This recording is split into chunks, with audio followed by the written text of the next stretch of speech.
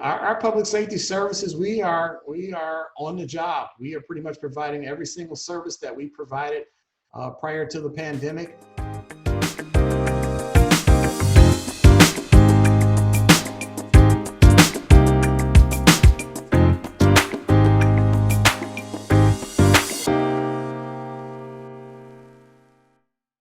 Hello, and welcome to another edition of Meeting with the Manager.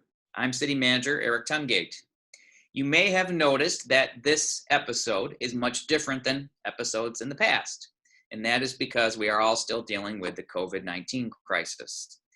My guest today will include our very own Public Safety Director, Steve Cooper, who will talk about how the changes in the current crisis are affecting our Public Safety Department. Thank you for being here. So how have you been, and how are you holding up during the current crisis? I am doing extremely well. I'm very healthy. I'm glad to report that. Morale is very good here at the department, as well as with myself, and we're doing very well under the circumstances, all things considered. So, Director Cooper, you've been a member of our Public Safety Department for many years now. And I bet you never imagined that you would find yourself in this kind of a predicament. So what changes have you seen in terms of how we're dealing with this and responding to this? You are 100% correct, City Manager Tungate. Never in a million years would you ever think that you would be in the midst of a pandemic. And it has caused some changes as how we operate here in our Public Safety Department. We've had to do some things differently. One of the most difficult things that has come out of this is the fact that the social distancing. I'm a hands-on guy. I'm a huggy Philly, love to be out with the community, always wanting to engage the kids and the adults and our seniors. And obviously with the situation going on with the pandemic, we have to practice the social distance. So we have to find other ways to connect with the community. So that's been the really difficult part that we've been struggling with, but we're managing. I'm very interested to know, Director Cooper, after we get through the current crisis and we start looking at, how we're going to handle ourselves in the future, what long-term changes do you see, not just within the law enforcement, but also just in our society in general? That is a great question, and I've been pondering and thinking about that question for some time. We know once we get back to, I guess, some sense of normalcy that things won't be as they were. Like I said, I think the actual physical contact, the physical interactions that we have will be somewhat a little more distant than they currently are. Hopefully, it won't have an overly negative impact on how we go about our daily lives.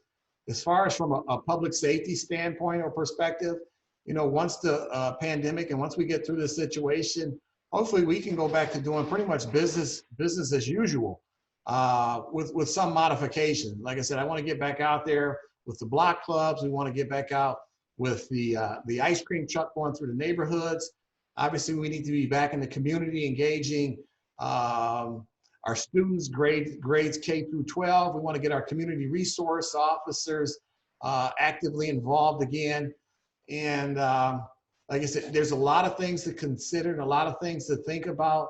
But I'm more of an optimist, and I think that in due time we will be back to the society and operating on I guess in a way or fashion that closely resembles pre-COVID-19. You kind of touched on this a little bit, but what tips do you have, tips maybe that they're not hearing, but what tips do you have for our residents to stay safe? And how do you see our residents being able to help each other during these times? Yeah, the tips as far as staying safe, the governor has laid those out pretty well and pretty succinct. I think it's the utmost urgency that we continue to practice our social distancing, and also, like I said, the other orders that were laid out in the governor's plan as far as the essential businesses. At some point, we're going to open back up We have to do it responsibly. And like I said, I don't see any reason why we can't do that. The tips that I would have for maybe some of our residents, and I think one of the things that this is probably hopefully enlightened or brought upon families now is that a lot of times families, we don't have dinners together like we normally do because everybody's so busy with their normal daily lives. I was talking to Colton, it was a couple days ago when I was doing a similar interview, and we were talking about, story times. And a lot of the kids these days, they don't get outside and get the fresh air, and they don't play the various sports that, years and years ago when I was a young man, the baseball and the skateboarding and the riding of bikes and the basketball. So I would hope that this would maybe bring us back towards that direction as well. Absolutely. So how can our residents stay in contact with public safety? And, I know we've changed how we're allowing them to report crimes and concerns and so forth. So I was hoping you could speak about that a little bit as well. Right. Our public safety services, we are on the job. We are pretty much providing every single service that we provided prior to the pandemic. Some of the things that we've kind of changed is our reporting. We do some telephone reporting now, such as the auto thefts, some frauds that we take over the telephone, missing property or lost property. Some of the, I guess, minor or less serious offenses, we've started doing telephone reporting as it relates to those. One of the things that we've done as far as our lobby traffic, our public safety lobby is still open 24 hours a day, 7 days a week. We are not currently doing fingerprinting for citizens, which at some point we will resume. We are taking our lobby reports from behind our ballistic glass there, and that's for the protection of our residents as well as our staff. And it's a little impersonal, but I think under the circumstances, everyone understands why we are doing that. One of the things that we're being conscious and cognizant of is, as far as the community policing aspect, what are some things, or what are a thing or two that we can do to show that we're still connected to the community? And the birthday drive-bys are starting to pick up. And simply what that is we've been getting requests from residents who their children are about to have a birthday during this particular time. They're unable to have a party, and they're asking for public safety to have a police vehicle, a fire truck, drive by, blow the horn, light the sirens, kind of wave, and make those events special for our younger residents. Although I got a funny story that it was that Officer Cook had received a request for a drive-by this past Friday, and he went through the protocol. Okay, what time? What's the address? And then he said, well, what's the young man's name and how old is the young man? And the resident kind of chuckled, and she gave the gentleman's name.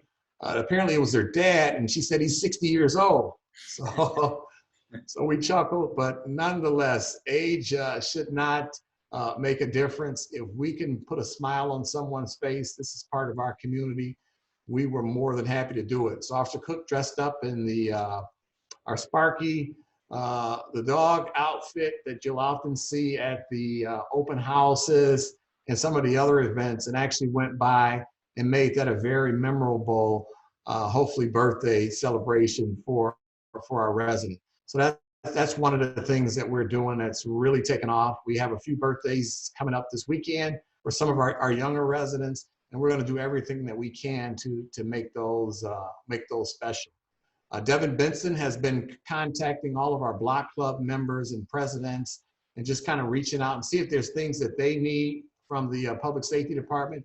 And it's basically just a wellness call. Hey, how are you doing? We haven't forgot about you. We love you. We're out here still providing the services, and we can't wait to get back to the personal, intimate contact that we've become accustomed to. I want our residents to stay encouraged. I want them to know that their public safety department is 100% on the job, that we are taking care of business, that we love our residents, that we will do everything possible. We will continue to do everything possible to make sure that we keep them safe. I want their spirits to remain high. We will get through this pandemic. We're starting to see some of the positive results of that now. And just from, like I said, from my office to all of our residents, I want to let them know that I love them dearly. I miss them. I miss that interaction. And hang in there with us. We'll get through this. Well, Director Cooper, thank you so much for joining me. You know, your calm in a storm like this is everything to this, not only the community itself, but to our staff. And I'm really honored to work with you and have you here. So thank you so much for joining me. And we'll see you again next time. Thank you, sir. Thank you for your leadership. Thank you again for joining me in this virtual edition of Meeting with the Manager. I look forward to seeing you again next time. And in the meantime, please stay safe.